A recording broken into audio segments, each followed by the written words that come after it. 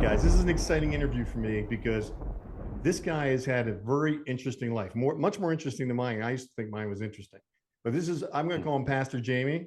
He also goes by Jamie. Jamie, why don't you tell them about yourself because you're going to do the best intro better than me. Yeah, thanks for having me on, Will. I appreciate you having me on the show and being able to meet with your listeners and stuff like that. For those of you who don't know me, my name is Jamie Walden. Excuse me. I have a background in Marine Corps infantry. I was a sergeant in the Marine Corps infantry, did the college thing, worked for the U.S. Marshals for a little bit. Interning there was going federal law enforcement. They all went on a hiring freeze in the great years of the abomination and desolation era. So I ended up testing for some PDs and jumped on a local PD as a street cop for a short minute, and then switched over to fire EMS, became a paramedic and a firefighter on a tech rescue team. Did tactical EMS for a little while before getting into international disaster response on deployable teams and contract work. Went back to Iraq freelance in that interim period of time too. After that, kind of got burned out on the public service reality, wanted to do a little bit more. So we liquidated our reality, and me and my wife and my children moved to the Dominican Republic, where we ended up being missionaries for several years. So we lived down there, and on returning, I wrote a book and published a book, and it did pretty well and ended up getting picked up to be a part of a TV show, like a network TV show, doing expeditions, archaeological, antediluvian, pre-flood stuff, kind of battling the ancient alien narrative out there and that whole crazy stuff. So that was what I've been doing in that intern period. And since then now I kind of do a lot of political, geopolitical, militaristic analysis and current events, and along with a biblical worldview of eschatology on everything. And I currently live outside Durango, Colorado, where I pastor a church and own a family camp, and then do all those other things that are going on all at the same time. So that's now my down first and question to dirty. you is how old are you? 42, just turned Man, you've gotten a 42. lot done in 42 years. I get bored easy. Yeah, no joke. Now, man, where do I begin? When you said that you freelanced, I'm interested in that section of your life first. When you were freelancing, were you like doing like secret missions, like the third party type freelance? What do you mean? Can you Yeah, talk kind of about like it? non-affiliated work back in Iraq, embedded with the Peshmerga. So just show up, where's the fight? That level of freelance. So where can we get some weapons, and where's the fight? Where's the front lines? Where are the Christians at? I'm here to protect the Christians. So that kind of freelance work. Was that the directive was to protect the Christians, or was that your priority? Yeah, that was my priority. Yeah, there was no directive. It was unaffiliated with anybody, anything. Just got the last flight into Iraq as ISIS was sweeping across it and pushing everybody back up into Erbil, the northeastern corner of Iraq, and found the last flight I could in, and showed up and started looking for AKs to buy out of the trunk of a car, and said, "Where are the Christians at?" So Wow. I'm here to embed with them and fight with the Peshmerga to push back ISIS. So whatever it Right. takes to save some lives. Well, the only thing I can say was interesting about my life is I was an EMT firefighter. I didn't do everything you did. Do you have kids? That's interesting enough, though. Yeah. I just today I actually just got asked to go speak at the paramedic school here in our area, and to address sex trafficking and child sex trafficking. That's another kind of world that I work in a little bit, and was doing some of that in the Dominican Republic, and operate in a cursory way in that world, just trying to strike a blow against that evil wherever I can. So Yeah. yeah, I want to go into detail about it. Do you have any kids? yeah, I do. How many? I have three. Wow. Man, you got a busy Yeah. life. Now, on the sex trafficking, because I'm pretty upset with what I learned recently in an interview we just actually launched today. We've got what 8.5 million people have come across the border since the Biden administration. Is that an accurate number? Yeah, yeah. I mean, it's anywhere from 6 to 8.5 million, but the numbers are very loose. I know a lot of guys in Border Patrol, DHS, different other types of federal law enforcement that are down there operating on the border. Also, guys that are former members from the teams and some Berets and some Rangers, a handful of Delta guys, a couple ex-intelligence operators too that are all down there. And their numbers are completely different than what the official numbers are being reported. Their numbers are higher. Oh, much higher, much Yeah. higher. Yeah. The, these it's got me upset because in the recent interview that I did, I found out that when the illegal aliens, which is politically incorrect, the migrants, when they're coming across, within 2 to 4 months, they're getting social security numbers and driver's license, and they're also getting their lodging covered. In New York, they're in really nice hotels and everything.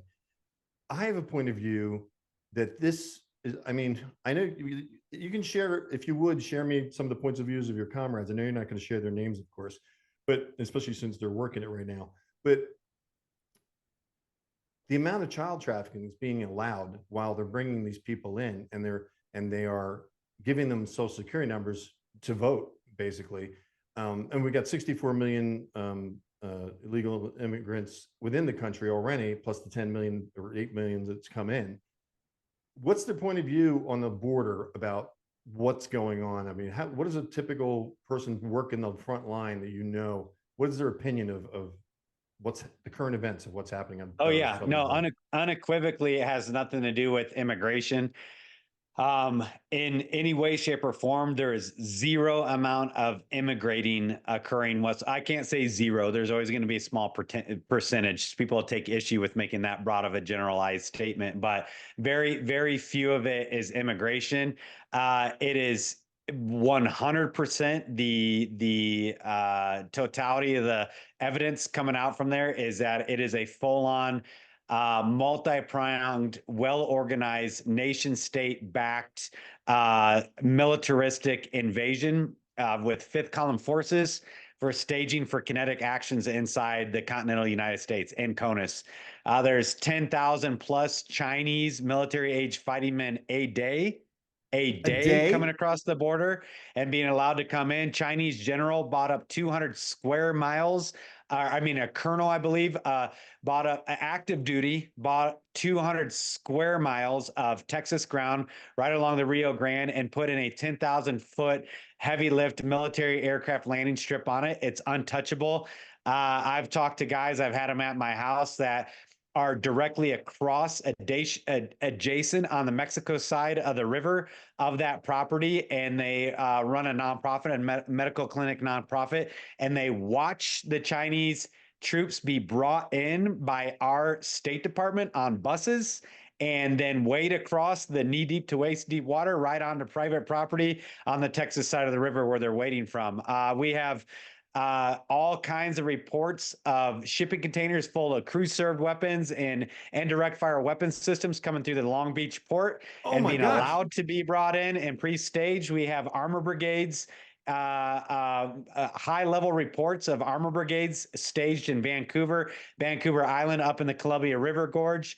Just 2 weeks ago, I was in Minnesota where I spoke with a guy that talked about the enclaves of Russian troops pre-staged in the North Woods up there. Then they are protected actually by other U.S. assets where they do not allow anybody to go into these particular large swaths of remote forest. And actually, the guy I talked to was specifically up there as a high-level electrical engineer, and he was brought in to put in some infrastructure, buildings and barracks and stuff like that for Russian troops, fully outfitted with everything inside the U.S. And so that doesn't include the Hamas Hezbollah contingents. There's been Chinese military training camps and Hamas Hezbollah, or we'll just say Middle Eastern extremist type terroristic fifth column forces training camps within 8 miles of the Texas border. Everybody knows about it. Nobody does anything about it. Venezuela is a staging ground right now for, it has in the past hosted Russian White Swan strategic nuclear bombers and other assets, also major Chinese military troop buildup there. And then we all know Trudeau to the north has made bilateral agreements and even passed legislation through the PM and all the other things going on up there in Canada to allow the Chinese military to come in with whatever brigades and armaments and troops necessary to quote unquote protect their national interest inside China. Now that gets into what went on with Feinstein to Swalwell and all these other guys, all the interconnectivity, MIT to numerous other Ivy League schools being connected to the CCP. Also, the Clinton State Department selling all of our mineral rights in our national parks, our mineral right, all the stuff under the ground was given as collateral to the CCP. They're going to come to collect. Manhattan Island itself is physically owned real estate wise by the CCP and the numerous other amounts of our deep water ports. This gets into why things are doing what they're doing inside the United States of America, including gun legislation, including Obama stopping the last lead smelting plant, and including the most recent congressional bill that was put forward to ban any form of training, any civilians from participating in any training or being involved in any training or be associated with any training of larger than 2 to 3 people. That legislation was already put forward in Congress just like a couple days ago to basically make it a felony if anybody's caught training with any kind of firearms. And that also gets into the nuances of reducing our strategic reserves, our oil reserves, leaving all the armaments in Afghanistan, and then sending all of our other major anti-armor weapon systems, including the Javelin weapon systems and our, self-propelled artillery pieces and the kind of these higher end anti-armor based conventional warfare based equipment and shipping it all over to Ukraine and completely drawing down all of our things. That also gets into the whole basis, also gets into different aspects of asymmetric warfare, we'll say, including things that we all know that we experienced for the last 3 years. So things that occurred over the last 3 years, there's been numerous hot mic incidents with what would be the Chinese equivalent of the Department of Defense, braggadociously speaking about the reality of what they were able to accomplish embedded with our U.S. unelected officials to accomplish what they accomplished, to the complete eroding of the U.S. infrastructure, strategic command, and the military. Now add to that the reality of the most recent thing with the Chinese spy balloon, right? And being picked up 10 days prior, and yet stand down orders being given to all of our military to allow it to do its signals intelligence gathering over our strategic terrestrial based aspect of our nuclear triad in Montana and North Dakota. And it was not allowed to be shot down till the data was done being collected and then uploaded. And then for optics, it was shot down over the ocean where nobody could magically recover any aspects of it, I knew it. Yeah. I knew it. So then that gets even more so into, if you remember, this has been a long-term strategic plan. It's actually falls under what's called the perestroika deception. I've gone into great detail on that on my own channel, but they do me a favor, Jamie, tell me your channel real quick, will you? It's just Jamie Walden. Yeah, just Jamie Walden. Okay, yep. Just wanted to make sure they knew it. Go ahead. Yeah, so that gets into the radical overhaul and the firings under the Obama administration. We get this little low under Trump. Believe me, I'm by no means a Trumper in any way, shape, or form. He's a hardcore Kabbalist, occultist, mystery school adept. He's playing his part. He's playing his role. I know all the language he's using because I've studied that world ad nauseum. Anyway, side note, if we want to talk about that later, we can. And then now you're blowing my mind already. I mean, you're just blowing, I think you're blowing the audience's mind. What you're saying is like just shocking. Go ahead. Yeah. So now it's picked back up under the Biden administration. So there's all this nuanced stuff that's going on all the time that people aren't aware of. There was a firing of the missileers at our strategic nuclear weapons facilities. And then there was an overhaul because of unbecoming behavior. There's always some bogus term where basically they have systematically cleansed and purged the top tier guys who they know will not stand down when they're given the stand down orders. There is a well-documented hot mic incident that occurred, I don't know, don't quote me on this, probably about 8 months ago, but maybe it was as long as a year and a half ago. I can't compartmentalize all this information, where Wei Fang, which is the head of kind of the Department of Defense on the Chinese side on a hot mic was bragging about the pre-staging of troops in the quote unquote shipping containers that are all off, are the industrial commercial maritime shipping ships that were all off the coast. Nobody knew why they were sitting there forever and ever and ever. And he was bragging about and talking in detail about the brigades and the battalions and the regiments and how many troops and blah, blah, blah, and who's doing what and which commanders are doing what and who's on what ship and doing what. And then he said off the cuff, because we've been assured stand-down orders by Newsom and the U.S. government to the Rocky Mountains. So we're not worried about it. Unbelievable. And so what's going on right now at the border? And there is hang on amazing just, investigative journalists. Before you go to the border, I mean, just Yeah. kind of just blew my mind, okay? With just like an information download. I mean, on the subject of what you just said, which was a lot, are you saying they're planning like a military attack on America? I mean, it sounds like it's a planned military attack. I mean, why are the Chinese all buying It's land done. along? Yeah, no, it's a certainty. It's a certainty? Yes, it's a certainty. And it has to do with you know, I always try to make the distinction between inevitability and imminency. So it is inevitable. The imminency is the one thing that has an ebb and flow to it, right? It's kind of like you're seeing through a glass dimly when you're looking at the imminency of it. Is it this year? Is it in 3 years? Because this hardcore push has been in play for about the last 12 years. Wow. And the pre-staging and even rotation of troops in CONUS, in the continental United States. This also gets into the Maui fires, and it's all interconnected, and most people don't understand. What happened? Maui is home of, or was home of DARPA, and also it is not Maui itself, but the entire Hawaiian island chain is our number one eyes and ears for all of our strategic missile systems and signals intelligence systems for the protection of the continental United States from the Pacific theater outward. Maui is central to all of it. Excuse me, and it was allowed to burn down, just like allowed to burn down, right? Just like the balloon was allowed to come in, just like China was allowed to buy Long Beach Harbor so that they can do whatever they want within it. I believe it's changed hands now.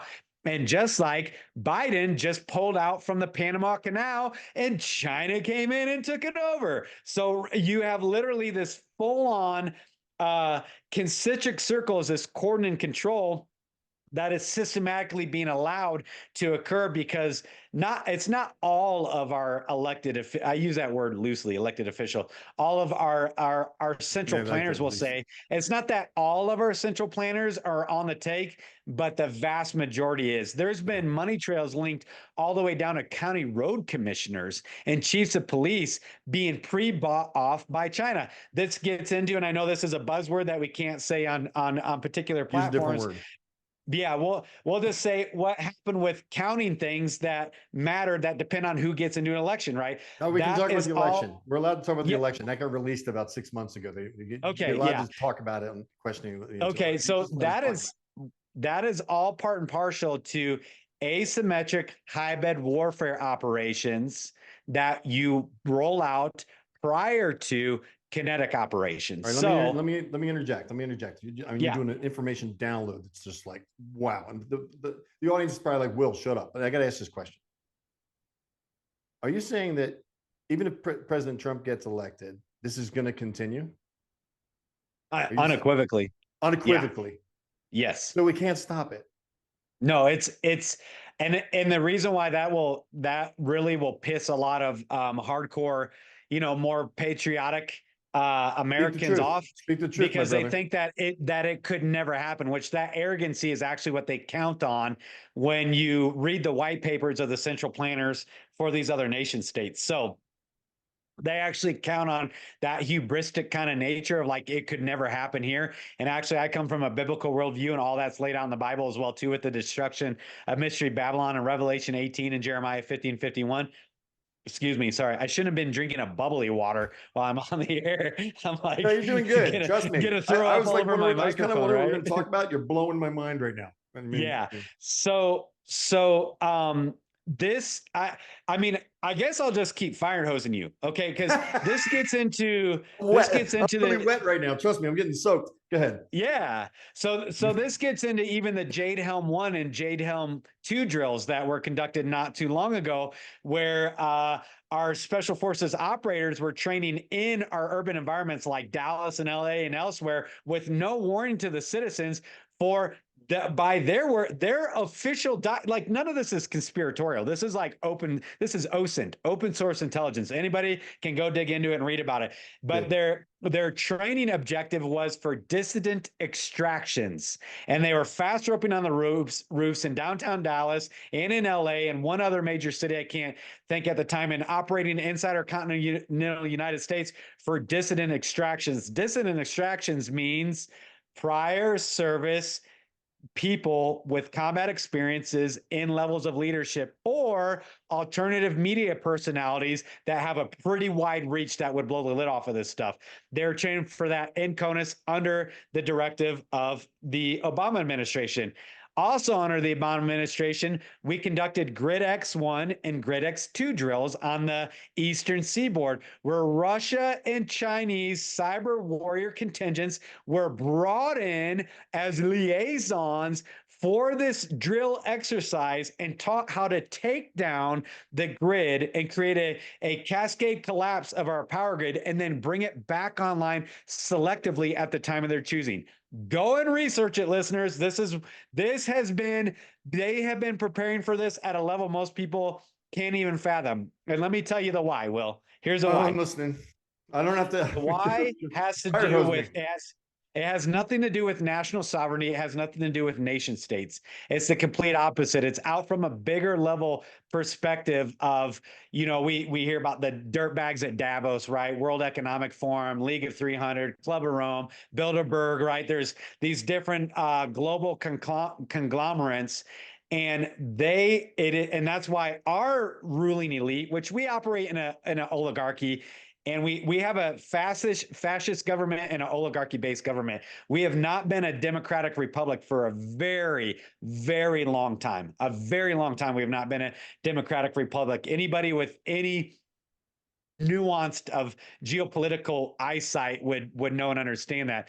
But they are in agreement for what needs to happen in the continental United States to achieve a bigger systemic restructuring economically, geopolitically, militaristically, even hyper spiritually on a global based basis. So there's these multiple pronged things that are going on right now to create shared global traumatic experiences, unifying the whole globe with shared traumatic experiences. So I could go talk to a guy in Burma or Malaysia or the Philippines, or I could go to Sweden or Norway or Kosovo or Herzegovina, and we could immediately be connected because of what happened the last 3 years, the thing that happened, and share stories of a collective shared traumatic experience that unifies us across all borders, even economically, the economic woes, the constraints, the supply chain constraints and the consolidations, and even the governmental overreach. All that is part and parcel of the plan, is to give you a shock factor of governmental overreach. So then when they offer you a new thing that looks like it's doing away with that old way of these power brokers, you will clamor for it. They don't have to force it on you. You will cry out for it. And so that's why even what's going on with Russia and Ukraine, what's going on with Israel and Hamas, what's going on with Iran, oh my goodness, we could get into that. What's going on in Central Africa with the Wagner Group and France and all these things and these populist uprisings everywhere, China getting ready to move on Taiwan. I mean, where do I stop? It's because they must have, the next step is a certainty. I'm saying this very bold, dogmatic statements, a certainty of World War III with a limited, very particular language, a limited nuclear exchange and a global economic quote unquote reset. This is why the infrastructure for central bank digital currencies and for passports linked to your biometric data are being rolled out all over the face of the earth. Every single country is doing the exact same thing at the exact same time because they know what comes next. It's agreed upon. There is backroom agreements. Not to say that there's unity, right? There's a house divided can never stand. It's not like there's fullness of unity, but there's agreements like, yes, this is what we will do next. Yes, we're all in agreement that this must occur. Yes, next. Yes. So the takedown and takeover of the United States of America is a byproduct of a much bigger agenda, and this is not conspiratorial. I mean, you can read white papers all day long about where they're taking us. They don't hide it. They're not cryptic about it. They make videos, high-end production videos. They make shorts and reels about it. They do open source exercises where they actively talk about it all the time. And you can read anything from the Federal Reserve to, international banking systems to geopolitics to geostrategy to think tank based white papers that they pump out. That's why I say, having delved into that reality now for 15, 16 years, I've been doing deep dives in that reality. That's why I say with dogmatism that it's a certainty. World War III is a certainty with a limited nuclear exchange, and the complete takedown of America from the inside out is a certainty. Certainty. So right now we're in the logistics phase, which most people that don't have a militaristic background don't understand that 98% of all warfare is only logistics based. It's human intelligence, it's signals intelligence, it's beans and bullets and band-aids, it's moving equipment, it's fuel and fuel reserves, it's shifting and mobilizing and activating and moving and prepositioning and intelligence gathering and dissemination. And that is 98% of all warfare. By the time a round flies or something detonates or an artillery round hits or some kind of modernized missile system strikes, that's usually typically optics at that point. We're at the optics phase. The war started 6 years ago. Wow. It's open warfare. We are in World War III. I mean, I recently have listened to a couple different CIA analysts, and they say, we are in World War III. I don't know why America is the only nation CIA that won't analysts wake are up. saying this? Yes. And every other nation, active CIA analysts.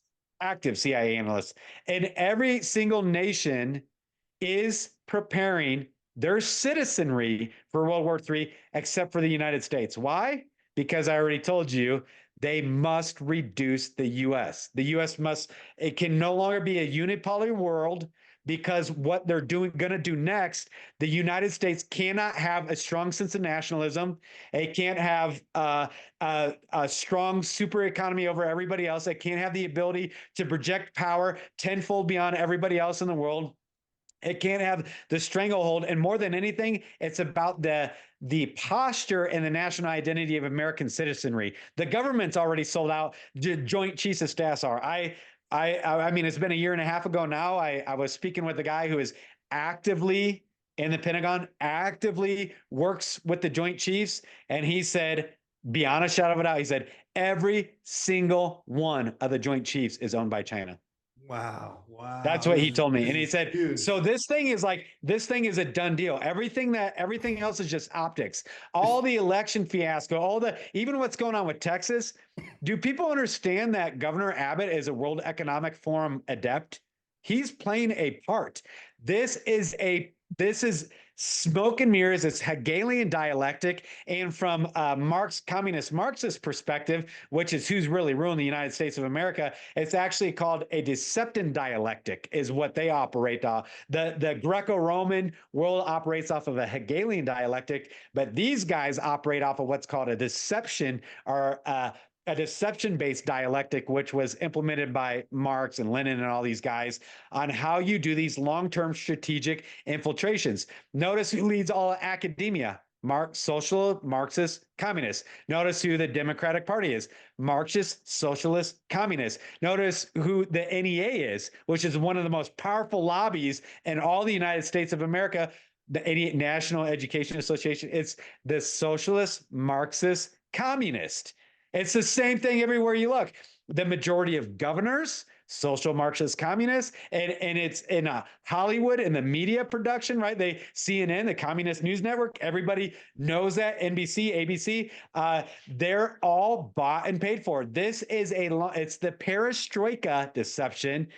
People can go watch my video on that, where I did a deep dive, the historical nature of through KGB and GRU defectors and these other defectors that have laid out ad nauseum exactly what they were going to do. They were talking about it in the 50s. They said, you'll see this, this, this, this, this, this, this, this, this. And when you see this, it means that we're ready for a kinetic invasion. Guess what? Every single box has been checked. You think the LGBT movement happened in a vacuum? That is perestroika deception 101 implemented in 1952. Specifically, you think the takeover of academia is happening in a vacuum? It is not organic or natural. That is specifically a part of the perestroika deception implemented in 1952. The infiltration of the U.S. military through high levels all the way up to command base and command staff positions, done. Part of perestroika deception. Consolidation of media into a couple major conglomerates that are actually owned in the background by communist sympathizers, done. The war on terror, 1952, perestroika deception.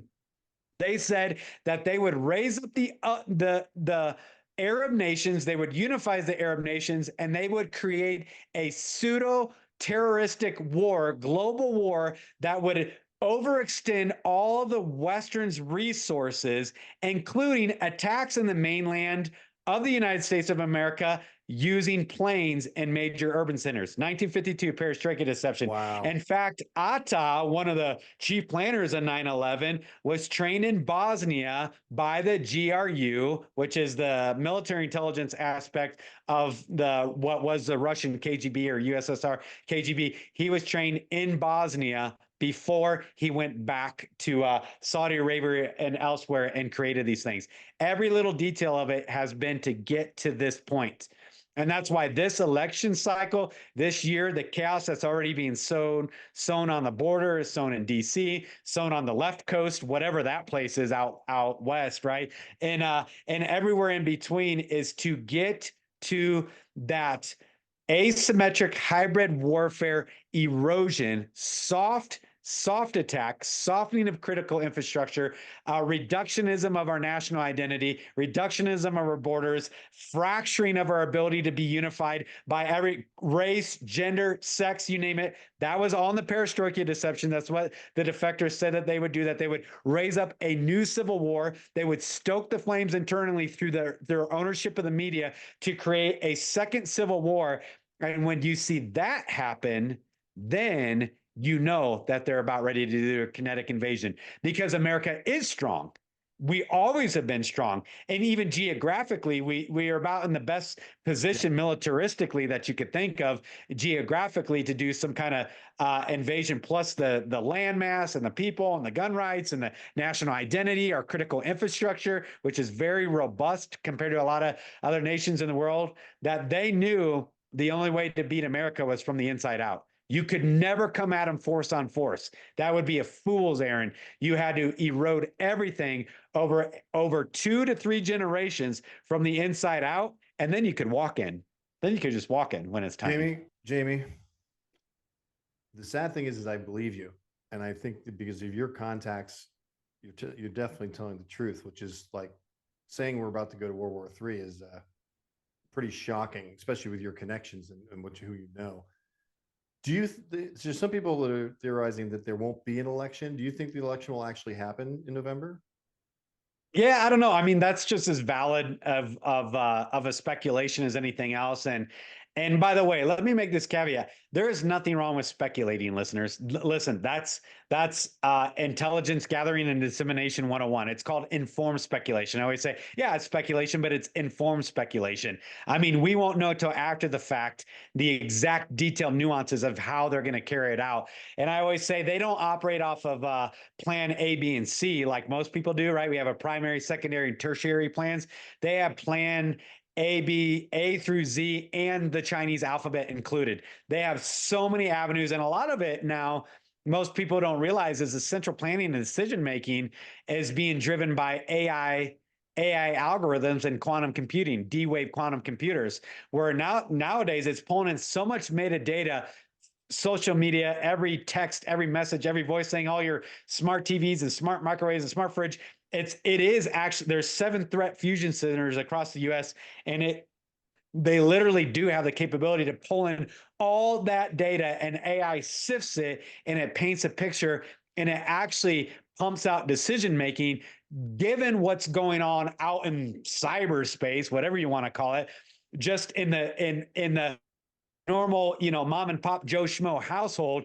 It can compile all this data and actually give very detailed instructions on what to say next, what to do next, in order to get the right optics or get the right public opinion or sway things this way or that way. So most people don't realize that we kind of live in a de facto technocracy now, where decision making isn't being made by the boobs in DC any longer. It's actually being made by humanly designed algorithms that now, to some degree, have an operating system that's somewhat sentient.